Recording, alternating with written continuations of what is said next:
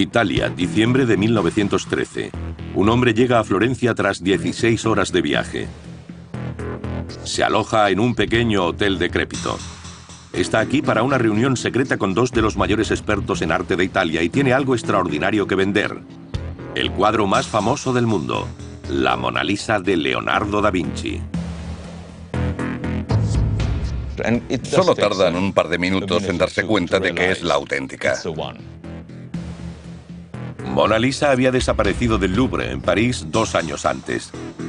Fue uno de los golpes más increíbles en la historia del arte y generó una investigación policial por Europa, un supuesto intento de falsificación en Estados Unidos e incluso la detención de Pablo Picasso. A Picasso le preocupaba mucho ser deportado y estaba muerto de miedo. Esta historia zarandeó al mundo del arte en Francia y fascinó a la prensa mundial. Que lo hubieran robado parecía tan increíble que cuando se dieron cuenta de que la pintura había desaparecido fue un bombazo. No solo el propio robo, sino el asombroso descubrimiento de quién fue el responsable. Sin duda, es el robo de arte más importante de la historia.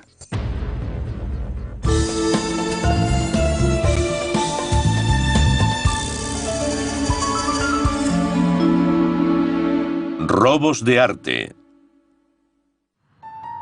La Mona Lisa. Martes 22 de agosto de 1911. París. El Louvre, el museo más importante de Francia, acaba de abrir al público. Sobre las 10 de la mañana llega uno de los primeros visitantes, un artista llamado Louis Béraud. Viene a pintar su propia interpretación de la Mona Lisa de Leonardo da Vinci. El señor Béraud tenía la idea de pintar a una en el que estuviera representada una dama hermosa, una joven, arreglándose el pelo delante de la Mona Lisa. Cuando Béraud se da la vuelta para empezar a pintar la cara más famosa del Louvre, no ve la obra maestra de Leonardo, sino que se topa con un espacio vacío.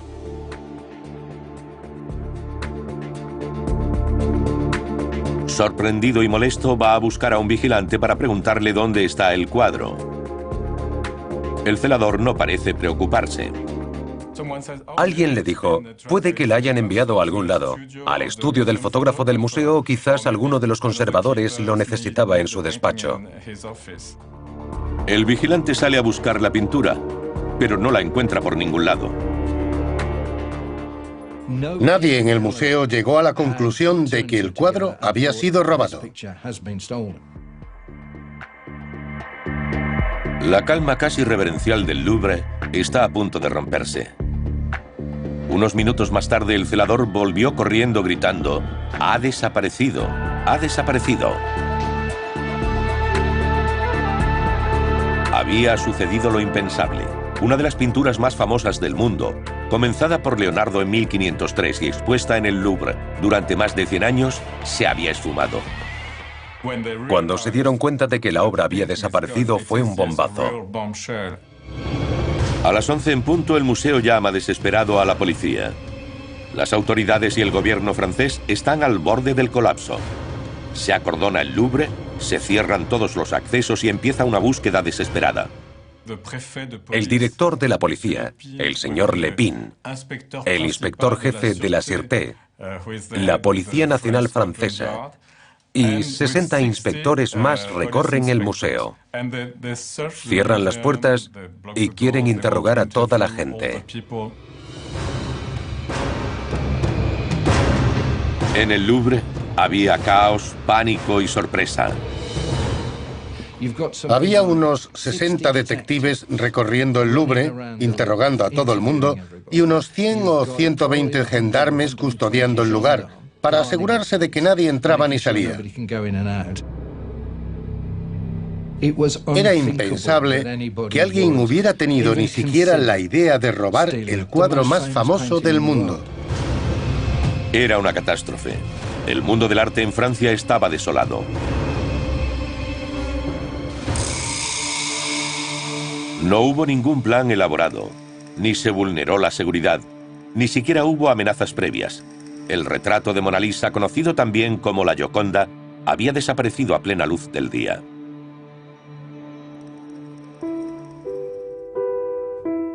A principios del siglo XX, el Louvre ya albergaba una de las mejores colecciones de obras de arte del mundo. Una importante élite de intelectuales se encargaba de la institución. Era la vieja guardia designada por el gobierno francés.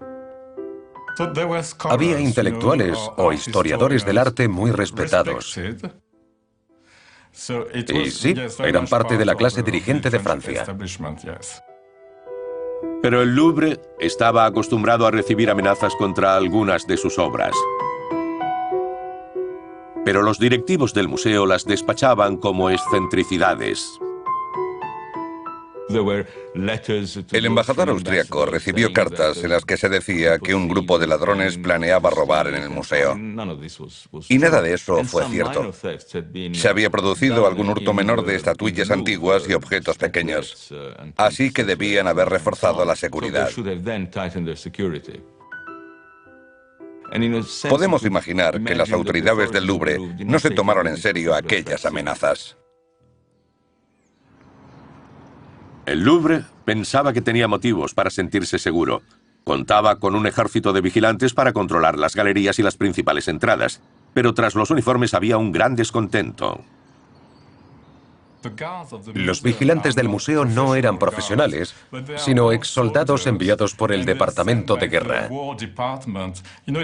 Era una especie de jubilación para los veteranos.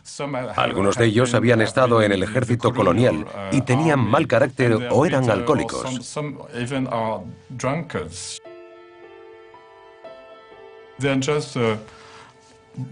Eran mercenarios. No les importaba el trabajo y dormían la mayor parte del tiempo o se marchaban sin previo aviso. La seguridad era muy laxa. Tenían vigilantes de guardia en las distintas salas, pero no era un personal competente. Y eso no era todo. Un día a la semana cambiaba la rutina de seguridad del museo.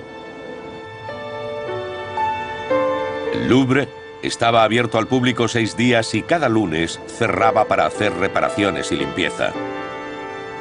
El 21 de agosto, el día del robo de la Mona Lisa, era un lunes. Era un lunes. El museo estaba cerrado y el día anterior hubo muchas visitas. Los lunes, las pinturas podían trasladarse. Les hacían las fotos para los catálogos. Había mucha gente por allí. Los trabajadores podían estar prácticamente sin ninguna supervisión. Como el lunes era el día de cierre del museo, solo había 10 vigilantes para todo el enorme edificio. 10. Y ninguno en el Salón Carré, donde se exponían las obras italianas más prestigiosas. Tenían trabajo en otros sitios.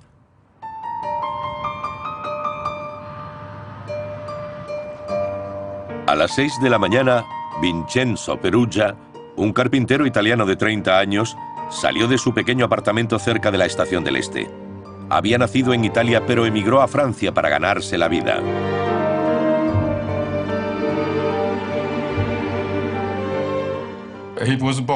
Nació en 1881 cerca de Como, en el norte de Italia. Y como muchos trabajadores italianos pobres, cruzó la frontera y se fue a buscar trabajo a Francia. La adaptación fue dura. Sus vecinos franceses no eran muy acogedores, no les gustaban los italianos y desdeñaban sus costumbres e incluso lo que comían. Es un inmigrante italiano que sufre todas las dificultades de la inmigración en un país extranjero. A menudo es insultado por titubear al hablar el idioma. Los franceses le llaman macaroni debido a su origen.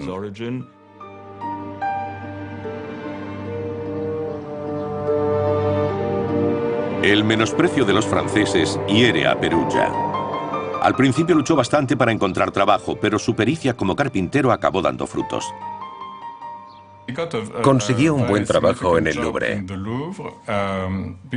Formó parte de un equipo de 4 personas, responsables de instalar los cristales que protegen las pinturas, entre 1910 y 1911.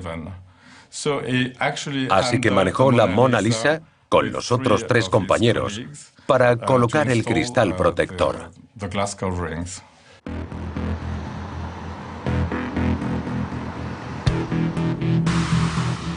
Son las 7:30 de la mañana del lunes. Perugia cruza el puente y se dirige a una de las entradas laterales del museo. Aunque ya no trabaja aquí, su cara sigue siendo conocida. La cuenta atrás para uno de los robos de arte más osados de la historia acaba de empezar. Perugia llegó al Quai du Louvre, cerca de una de las entradas principales del museo. La puerta principal, aunque parezca increíble, estaba abierta. Así que le fue muy fácil entrar, como cualquiera accede a una tienda o un centro comercial.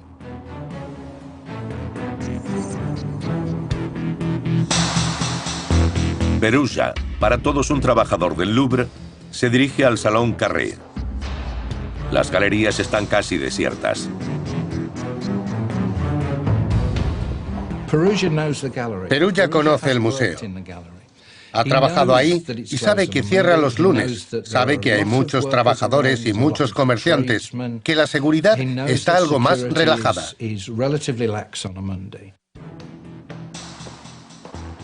Así no le interrumpirán los visitantes que vayan a ver las obras. La gente estará pendiente de otras cosas.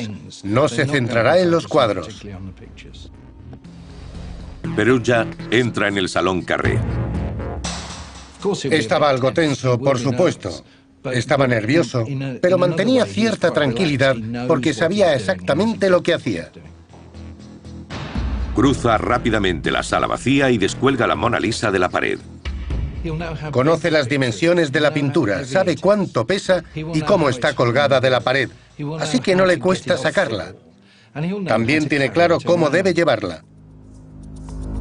Perugia sale relajadamente del Salón Carré con la Mona Lisa enmarcada. Tiene suerte porque nadie le ve. Lleva la ropa de trabajo, como todos los demás obreros que trabajan allí, y tiene la suerte de poder aprovecharse de la negligencia del museo.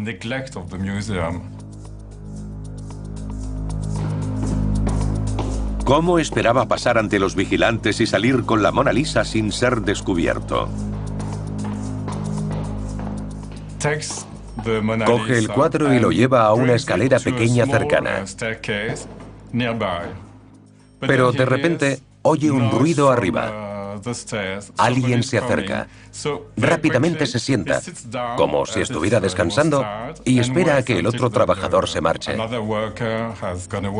Lleva un objeto muy valioso y está en una situación muy arriesgada. Así que tiene que encontrar una manera de sacarlo de allí. Probablemente cree que sabe cómo hacerlo. Le quita el marco y el cristal cuidadosamente. Sabe muy bien cómo desmontarle el marco, ya que él los colocaba un año antes. Y deja la moldura y cristal en la escalera.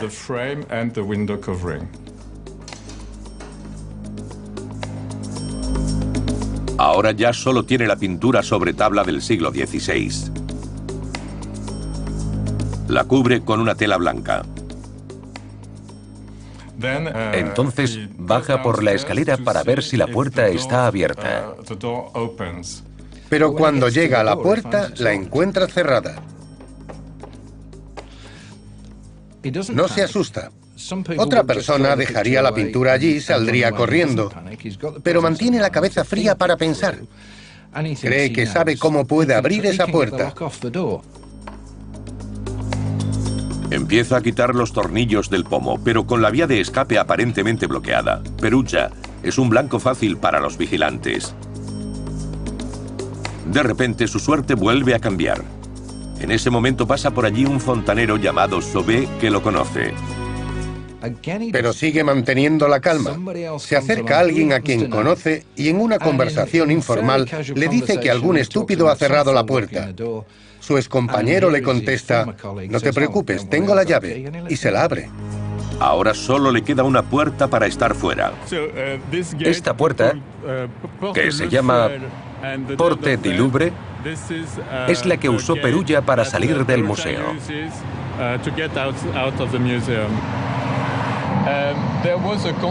Había un conserje, como en todas las casas de París. Tenías que tocar un timbre para entrar, y el conserje tiraba de una cuerda y te dejaba pasar.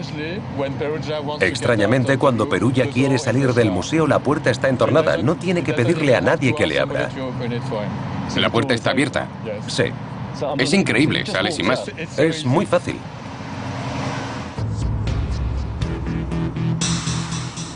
Perugia se apresura por la acera del Louvre. Aún no está fuera. Lleva la Mona Lisa bajo el brazo envuelta en una tela blanca. Se detiene para tirar el pomo de la puerta al suelo y se adentra en las calles de París. Su ruta lo lleva por los callejones de la ciudad hasta su piso de un dormitorio en la calle del Hôpital Saint-Louis.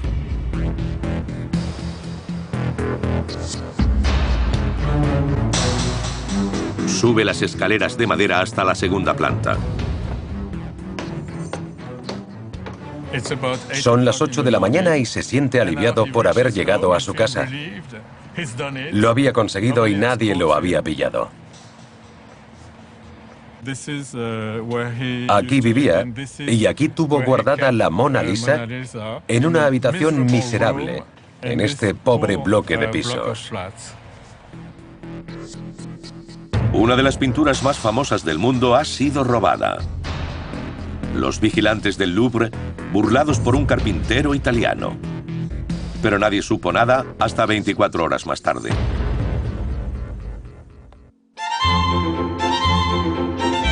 La Mona Lisa es uno de los máximos exponentes de la pintura renacentista italiana. ¿Pero por qué se exponía en el Louvre, en Francia? No tenemos claro cómo llegó hasta el Louvre. Como siempre, hay varias teorías. Una es que Leonardo trajo el cuadro consigo cuando se vino a la corte de Francisco I de Francia, y cuando murió, el cuadro se quedó ahí. Otra teoría dice que se lo regaló a un intelectual, uno de sus discípulos, y que más tarde, unos enviados del rey de Francia que buscaban obras italianas lo compraron. Está claro que querían adquirir tantos Leonardos como fuera posible. Así habría llegado la pintura a la colección real y pasó al Louvre. En 1910, la Mona Lisa ya era una pintura conocida, pero aún no la más famosa del mundo. No era una pintura muy afamada en ese momento. Era bien conocida en el círculo de los artistas y los especialistas en arte, y existe un buen número de copias de la Mona Lisa realizadas en los siglos XVI y el XVII. Hay muchas imitaciones y muchas pinturas que siguieron su estilo. Era un cuadro conocido, pero aún no para las masas. La Mona Lisa está pintada sobre tabla, y ya entonces su gesto fascinaba al público. El mito de la Mona Lisa se empieza a gestar a mediados del siglo XIX. La historia de esa sonrisa enigmática, sardónica o castrante, que no era una mujer normal, mujer castigadora, etc. Así que, en 1911, quienes sabían algo de la obra esperaban leer en su mirada las fantasías que los grandes románticos habían puesto en ella durante la primera mitad del siglo XIX. Pero ¿cómo creó Leonardo el aura de la obra? Leonardo desarrolló técnicas nuevas y extraordinarias para pintar la Mona Lisa. Una es típica de su obra y la llama sfumato, que literalmente significa ahumado. El esfumado le da un efecto de veladura a la Mona Lisa. Parece que la veamos a través de una fina capa de niebla, algo desenfocada, y eso le da su misterio. Es difícil saber qué está pensando. Nuestra expresión está determinada principalmente por la posición de los extremos de los ojos, aquí, y la posición de la comisura de la boca. Si sonreímos, se alzan. Si estamos tristes, bajan. Leonardo difumina los extremos aquí y aquí, y no nos queda clara la expresión. Como no estamos seguros, podemos inventárnosla. Podemos leer lo que queramos en ella. Así que la llamada sonrisa enigmática es apenas perceptible y no estamos seguros de lo que sea. El efecto que trataba de conseguir deliberadamente es pintar una obra en la que la expresión siguiera siendo un misterio.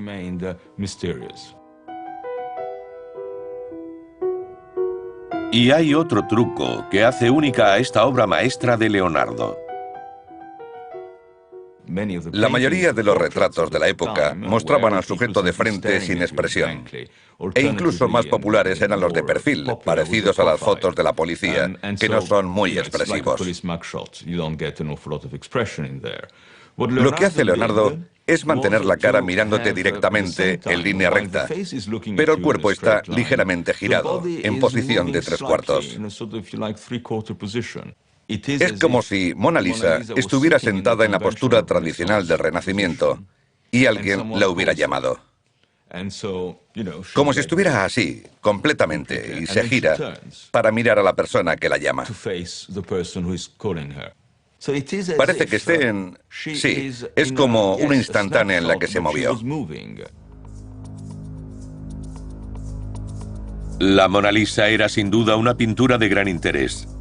Y aún era más increíble que 24 horas después de que Perugia hubiera salido sin problemas del Louvre, nadie hubiera notado su desaparición. Al anochecer, los vigilantes seguían sin darse cuenta de que la habían robado. El martes por la mañana aún nadie había dado la voz de alarma, aunque se veía el espacio vacío en la pared.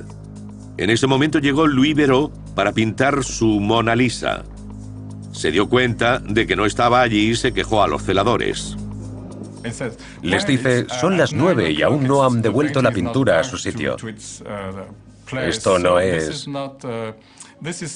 ¿Por qué no comprueban si la tiene el fotógrafo? El vigilante envió a un compañero para que se asegurara de que el fotógrafo, el señor Brown, tenía el cuadro en su estudio, pero no está allí. Así que empezaron a preguntarle a los conservadores, con calma, sin preocuparse demasiado. No sabe dónde está la obra. El director del museo está de viaje, fuera de París, así que no hay quien se encargue de decir dónde debe estar. Hay mucha confusión, más que preocupación. En principio no está donde creían.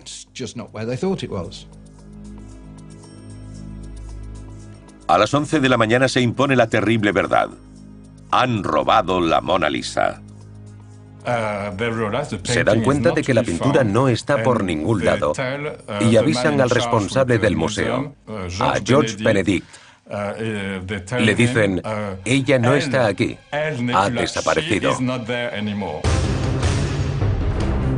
24 horas después de que Perugia llevara a cabo su increíble hurto, llaman a la policía. A las 3 de la tarde, el Louvre es cerrado al público y se inicia una búsqueda desesperada. Pero el rastro se ha evaporado. El problema principal para la policía de la época fue que llegaron mucho tiempo después del robo del cuadro.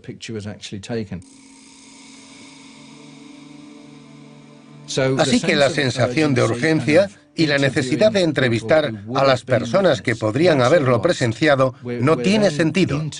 Entran en una investigación en la que los recuerdos de la gente son algo confusos. Sí, puede ser que vieran a alguien, pero no se fijaron. Esas 24 horas son cruciales y lo más importante es que él se ha ido. El cuadro ha desaparecido. En pocas horas, la policía hace un descubrimiento importante. El marco y el cristal estaban escondidos en una escalera. Sobre las 5 de la tarde, el robo llega a los titulares. El Louvre, ahora cerrado indefinidamente, se enfrenta a la protesta pública y a una gran catástrofe nacional. Estarían completamente horrorizados y muy preocupados por su reputación. De hecho, el director dimitió inmediatamente. Estaba de vacaciones en ese momento y hubo tal cobertura periodística, sobre todo de la prensa popular, que no se trataba ya de un asunto interno, algo que pudieras esconder. Incluso el gobierno francés trató el tema de la importante pérdida de la obra para la cultura francesa y para la vida del museo. El museo, traumatizado, mantiene la esperanza de que sea una broma de mal gusto. La idea de que lo hubieran robado parecía tan increíble que mucha gente pensaba que sería una broma, quizás de un periodista, para poder señalar lo negligente que era la administración del museo. Pero pronto surgen otras teorías.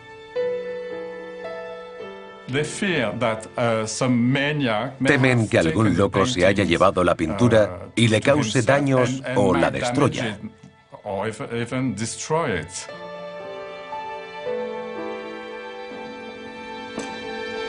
Pero Perugia había dejado en la escalera una pista vital, el cristal y el marco. Para poder sacar la obra del museo, tiene que quitarle el marco.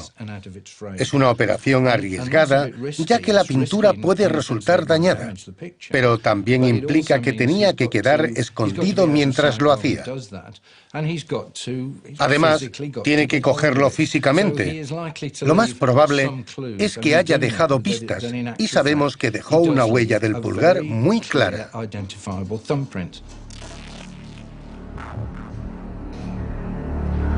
La policía francesa, bajo enorme presión de la opinión pública, recurre al hombre que esperan que tenga la pericia necesaria para identificar al ladrón, Alphonse Bertillon, un brillante científico forense. Alphonse Bertillon fue una pieza crucial en el desarrollo sistemático de los informes policiales en Francia a finales del siglo XIX y principios del XX. Fue una figura muy importante dentro del sistema francés. La policía francesa, bajo Alphonse Bertillon, fue pionera en el uso de una nueva técnica para resolver delitos: mirar en otros sitios. Los franceses tendían a usar un sistema que se centraba en tomar unas medidas muy precisas de las personas que eran detenidas y condenadas por actos delictivos. Y aunque ya tenían la tecnología de las huellas dactilares como prueba, se consideraba una herramienta secundaria. Preferían las medidas antropomórficas. Como había trabajado en el Louvre, Perugia era un sospechoso potencial. Además, ya tenía ficha policial. Sabemos que estuvo arrestado en 2 ocasiones, en 1908 y un año después. La primera vez estaba borracho e intentó atracar a una prostituta, y en la segunda ocasión intentó robar unas tuberías en un edificio en construcción o algo así. Eran delitos de poca monta, pero lo habían detenido y había pasado algunos días en prisión por esas 2 cosas. Sus actividades delictivas anteriores al robo fueron bastante patéticas. En una ocasión, intentó atracar a una prostituta y ella se defendió. Fue arrestado y pasó un tiempo en la cárcel. No era el delincuente consumado que describen muchas versiones. Estaba fichado, pero hubo un fallo crucial cuando la policía le tomó las huellas en 1911.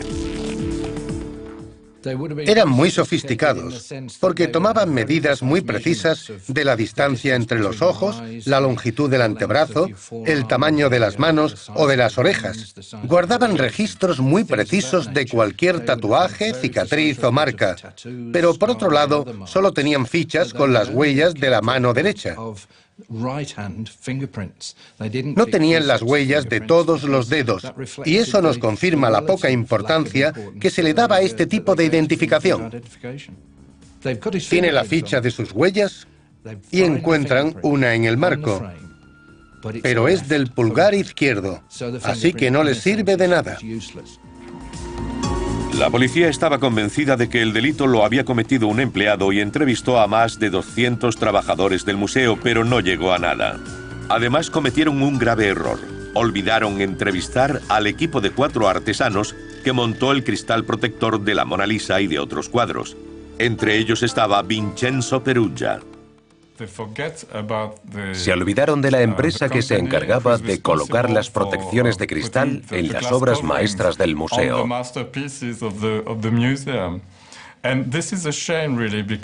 Una pena, porque uno de los conservadores del museo les dijo que deberían interrogar a los responsables de esa tarea. Pero se olvidaron. Interrogaron a casi todo el mundo, menos a las personas que tuvieron acceso a la Mona Lisa antes del robo. Hacía un mes que la Mona Lisa había sido robada ante las narices de la plana mayor del Louvre. La investigación policial no iba a ninguna parte. Pero en pocos días dio un giro inesperado, y la teoría de que se trataba de alguien de dentro fue rechazada. Dos nuevos nombres atrajeron de pronto la atención de la policía, unos sospechosos nada corrientes. Uno era poeta, el otro un artista español muy prometedor que acabaría cambiando el rostro del arte moderno. Pablo Picasso era un artista joven que vivía en París en esa época. Aún no se había hecho famoso en todo el mundo, pero su trabajo era muy apreciado. En su círculo de amigos estaba el poeta francés Apollinaire. Pertenecía a un grupo de poetas llamado la Banda de Picasso, y él y Apollinaire eran muy amigos. En cierto sentido, creo que eran bastante pícaros y pensaban que estaban por encima de la ley, como si fueran capaces de hacer cualquier cosa. A principios del siglo XX, París tenía la reputación de ser el centro de extravagantes negocios artísticos, y para algunos era una oportunidad de ganar dinero, no siempre de forma honesta.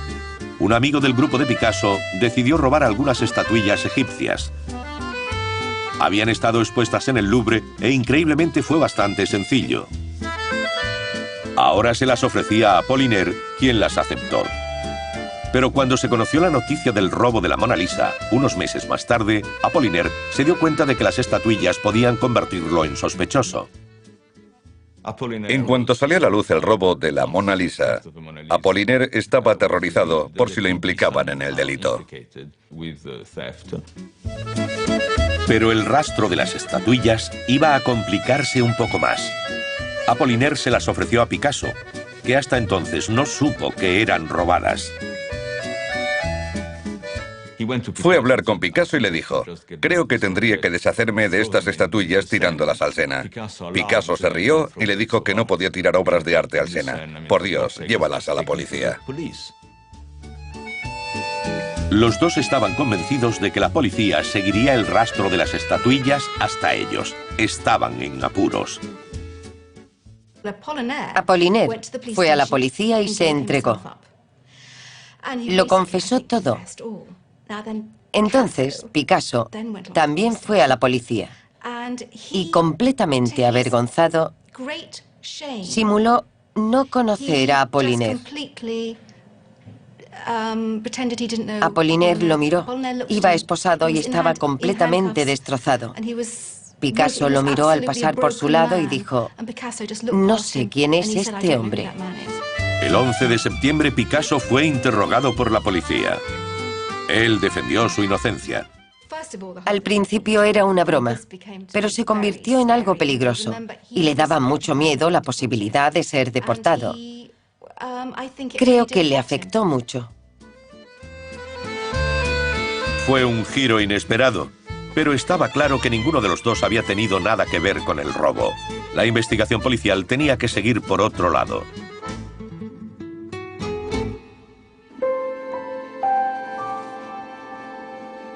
Perugia seguía viviendo en su humilde piso de París y mantenía su rutina habitual, salvo por un detalle.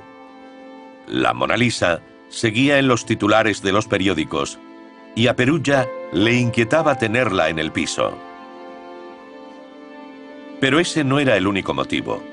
Ahora necesitaba la ayuda de un amigo. Conocía a otro italiano de la misma calle. Y la Mona Lisa estaba a punto de ser trasladada de nuevo. Uno de sus amigos, Michele Lancelotti, era vecino.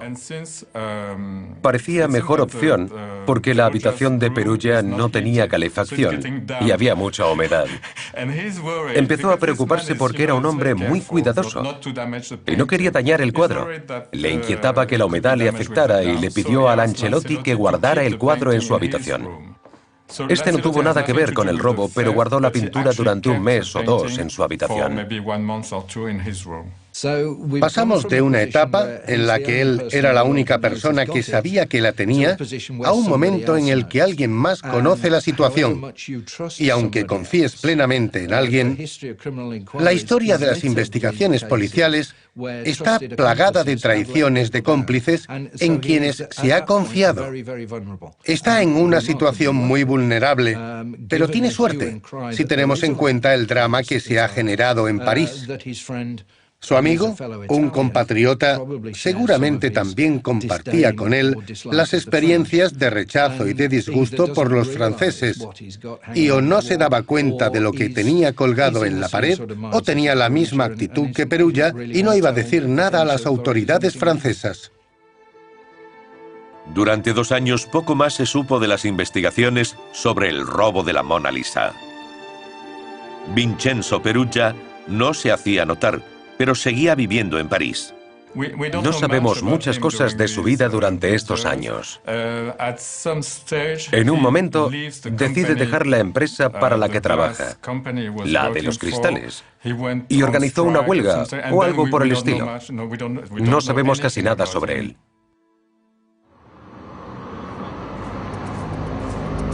Pero el 29 de noviembre de 1913 llegó a Italia una carta matasellada en París.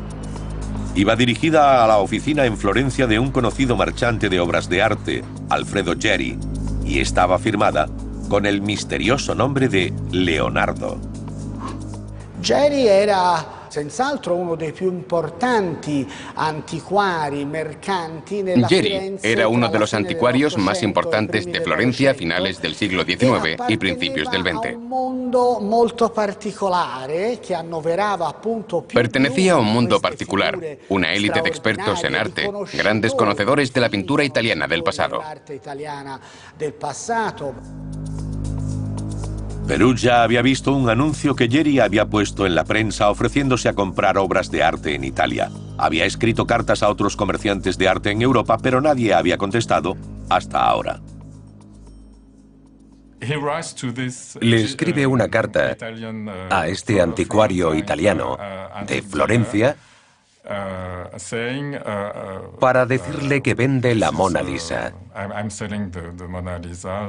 Le dice que se llama Leonardo. Geri no se toma en serio la carta y piensa en tirarla, pero se lo comenta al director del Museo Uffizi. Y este le dice que responda, por si acaso. La carta ofrecía la posibilidad de devolverle la Mona Lisa a la nación italiana. No se hablaba de dinero, pero el autor decía que era pobre y necesitado. Había algo en esa carta, en la historia, que valía la pena averiguar de todos modos. Cabía la posibilidad de que no fuera la Mona Lisa, sino otra pintura importante, aunque solo fuera una copia del siglo XVII, que también sería un hallazgo importante. Así que el instituto le dijo, eche un vistazo. A vuelta de correo invita a Leonardo a ir a Florencia. En su piso de París, Perugia mete la pintura sobre tabla en una maleta.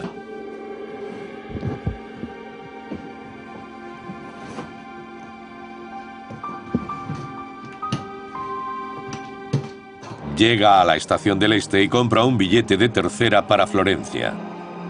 Por primera vez en más de 300 años, Mona Lisa está a punto de abandonar Francia.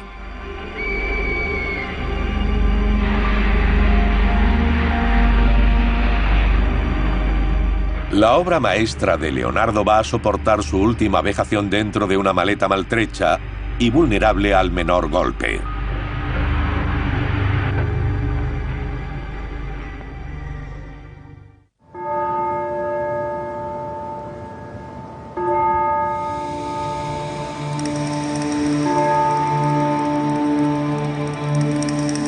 Cuando Perugia llega a Florencia, es de noche. Cansado por el viaje, camina hacia el centro de la ciudad. Finalmente se aloja en una habitación de este hotelito de la Vía Panzini. La Mona Lisa descansa debajo de la cama en su maleta.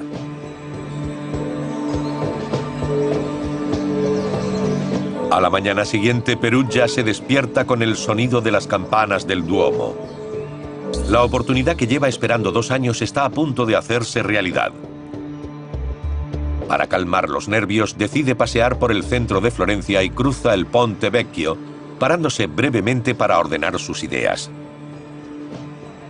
Falta 1 hora para la reunión con Alfredo Geri y Oggi. Finalmente regresa al hotel. Lo que está a punto de ocurrir en esta pequeña habitación de un hotel florentino pasará a la historia. Podemos imaginarnos a Vincenzo Perugia en un hotel pobre, para gente pobre, y a estos 2 caballeros. Uno es un famoso vendedor de obras de arte. El otro es el director de los Uffizi, uno de los museos más importantes de Italia. Entran en una pequeña habitación de hotel y debajo de la cama hay una caja de madera. Dentro de la caja estaban las pertenencias de Perugia, incluso una mandolina. Y allí en el fondo, envuelta en un trozo de tela, está la Mona Lisa. Los 2 hombres saben inmediatamente que se trata del original. Saben que no es una copia, no es una imitación. Les enseña la obra que todo el mundo ha estado buscando. La pintura tiene un finísimo craquelado, como se llama las minúsculas grietas, producto del secado del óleo durante siglos. Tiene una fotografía, que es como tener la huella dactilares de una pintura, porque no se pueden imitar los millares de grietas. Solo se tarda 1 minuto o 2 sin saber si es la original. Saben que es la original y le tienden una trampa a Perugia. Convencen a Vincenzo de que se van a llevar la pintura a exponerla en los Uffizi para que los italianos puedan volver a admirar su grandeza. Y se marchan del hotel con la pintura. El conserje del hotel los para porque sospecha que se llevan una de las obras de arte. Imaginad qué obras, de las que había en las habitaciones. Se la enseñan y le dicen, no pertenece al hotel. Obviamente, el conserje del hotel no reconoce el famoso cuadro. Les dice que no pasa nada. Se marchan y llaman a los carabinieri, que poco después detienen al pobre Vincenzo Perugia. Perugia es acusado y juzgado. Pero para mucha gente lo más increíble no fue el robo en sí mismo, sino que la Mona Lisa, pintada sobre madera, hubiera sobrevivido sin protección en una maleta destartalada durante más de 2 años. Creo que el gran mérito o la gran suerte de Vincenzo Perugia es que fuera capaz de hacer todo eso. Quitar la pintura del marco, del cristal, cogerla, robarla, llevársela a su habitación, cambiarla de habitación, viajar en tren en un vagón de tercera hasta Florencia en pleno invierno y evitar que sufriera daños. Ahora creo que es la pintura mejor protegida del mundo, metida en una vitrina en el Louvre, sellada con silicona y con todo tipo de mecanismos que garantizan que no haya ningún cambio de temperatura para que la madera no se agriete. Perugia fue muy cuidadoso o afortunado, o las 2 cosas. En el juicio, Perugia fue condenado a 1 año y 15 días de prisión. Dijo al tribunal que el motivo del robo fue puramente nacionalista. Quería que la Mona Lisa colgara en la galería de los Uffizi junto a otras obras maestras del Renacimiento italiano.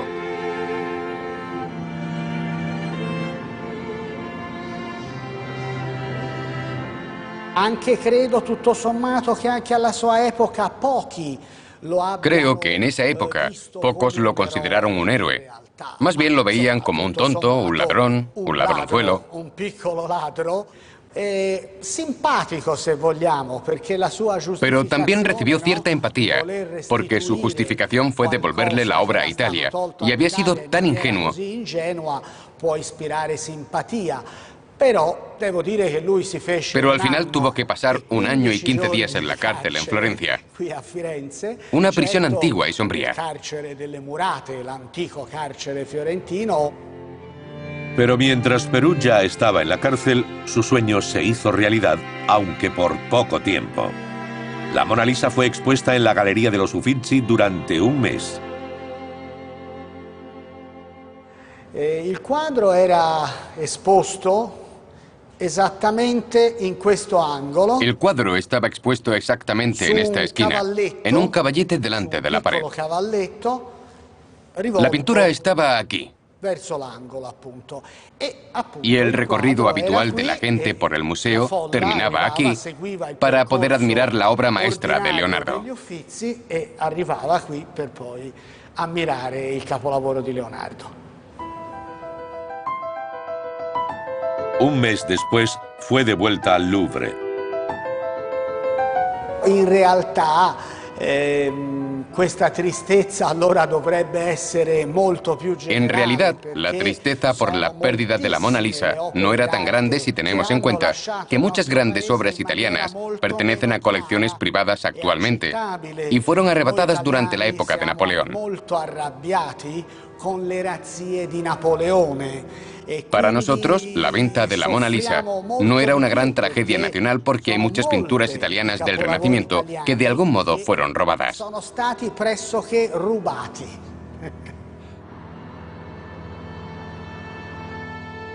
Pero la historia no terminó aquí.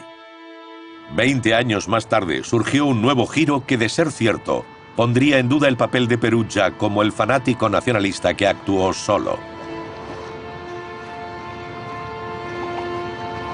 En 1931, el periodista estadounidense Carl Decker publicó una entrevista con un tipo llamado Eduardo de Valfierno. Decker no podía publicar la entrevista hasta la muerte de Eduardo. Valfierno era un estafador y vendía obras de arte. Tenía grandes aspiraciones y vendía obras de maestros españoles a clientes adinerados. Según Decker, había montado un negocio con un hábil restaurador llamado Yves Chaudron. Valfierno, siempre oportunista, tuvo la idea de utilizar a Chaudron en su gran estafa, falsificar la Mona Lisa, pero sería un duro reto. Bueno, las técnicas de pintura de Leonardo y las usadas durante el Renacimiento eran muy particulares y muy complicadas y minuciosas. Tardó 45 años en dominar el arte de la pintura. Su técnica era bastante innovadora para la época.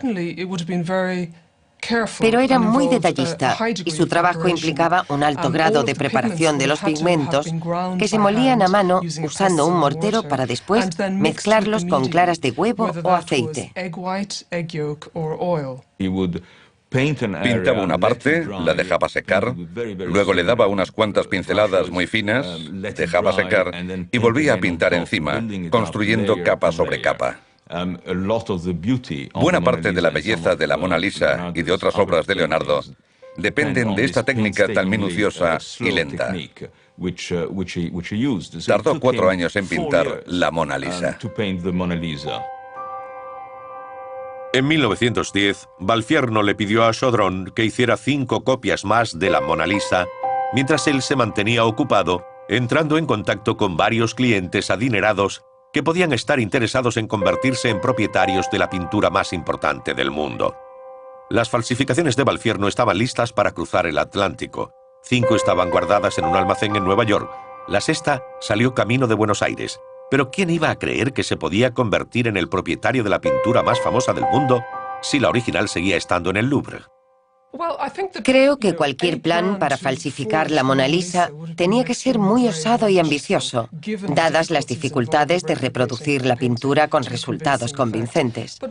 Pero debemos recordar que en 1910 buena parte del mundo no había visto la Mona Lisa. Viajar no era tan fácil. No podías escaparte para visitar el Louvre y ver el original. Así que la gente estaba menos familiarizada con el aspecto real de la obra.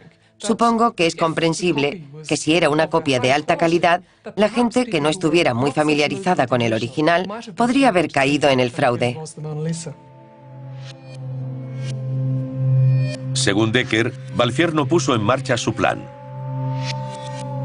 Salió a buscar a alguien capaz de robar la Mona Lisa. La prensa difundiría el robo en todo el mundo y sus clientes creerían que eran los propietarios de la obra maestra de Da Vinci. Así podía abordar a los posibles compradores y decirles: la Mona Lisa fue robada hace 6 meses, la tengo y puede conseguirla por una buena cantidad de dinero. Está claro que los posibles compradores no podrían hablar del tema con nadie más. De este modo, nunca se descubriría que había 5 o 6 copias. Por lo menos no sería revelado durante la vida de estas personas. La salvación de Valfierno era un joven carpintero italiano que había trabajado en el Louvre, Vincenzo Peruggia. Pero no sería el único ladrón esa noche. Según Decker, iba a tener 2 cómplices contratados por Valfierno. Hay que pensar que la historia de Vincenzo Peruggia fue una gran decepción para la gente que quiere una buena historia. El ladrón tenía que ser un caballero, tenía que ser un gran experto, amante del arte.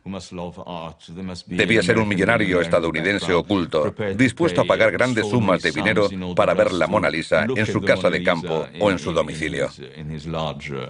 En lugar de eso tenemos a un pobre ignorante, casi un analfabeto. Pero Valfierno aún escondía un as en la manga. En cuanto Peruggia fue a Florencia e intentó venderla en Italia, la Mona Lisa volvió lógicamente al Louvre. Una vez vendidas las falsificaciones, incluso si se recuperaba el original, nunca recaería ninguna sospecha sobre la persona que vendió las falsas, que estaba detrás del robo, porque esa persona siempre podía responderle a sus clientes que el Louvre no iba a admitir que no había logrado recuperarla, así que la sustituyeron por una copia. La relación con Valfierno nunca ha sido demostrada y algunos dudan de que existiera. Bueno, sería necesaria alguna prueba que demostrara qué ocurrió. Seguro que fue difícil encontrar pruebas en 1915 o en 1920, pero ahora, seguro que las falsificaciones guardadas en las cámaras de estos multimillonarios habrían salido a la luz. Cada vez que alguien dice que tiene la Mona Lisa original, está en el ático, en el sótano, al echarle un vistazo, es evidente que no se parece para nada a una obra del Renacimiento. Es una historia extraña. Es buena. Naturalmente no hay la menor prueba. Valfierno murió en 1931 y la entrevista secreta de Decker con el estafador, conocido con el sobrenombre de Marqués, fue publicada ese mismo año. Pero lo que nunca se ha discutido es el papel de Peruggia en el robo de arte más famoso de todos los tiempos. Peruggia salió de la cárcel y fue recibido como un héroe en su pueblo natal, en Italia. 2 meses más tarde empezó la Primera Guerra Mundial y participó en ella, en las tropas italianas. Después de la guerra regresó a París y murió en los años 20. No sabemos la fecha exacta, en un suburbio de la ciudad, completamente olvidado. Pero al parecer aún le quedaba el último momento de fama. Cuando murió, todos los periódicos italianos publicaron obituarios del hombre que robó la Mona Lisa, lo que no está mal para un pobre inmigrante italiano. El robo de la Mona Lisa fue un hecho extraordinario de repercusión mundial. Pero aún era más extraordinario que lo hubiera llevado a cabo un pobre inmigrante italiano, carpintero, que mantuvo escondida la pintura más famosa del mundo bajo la cama durante más de 2 años. Es una historia extraordinaria porque sabemos que la obra era tan famosa que, para ser capaz de robar semejante cosa, es un símbolo de, no sé, de la cultura europea.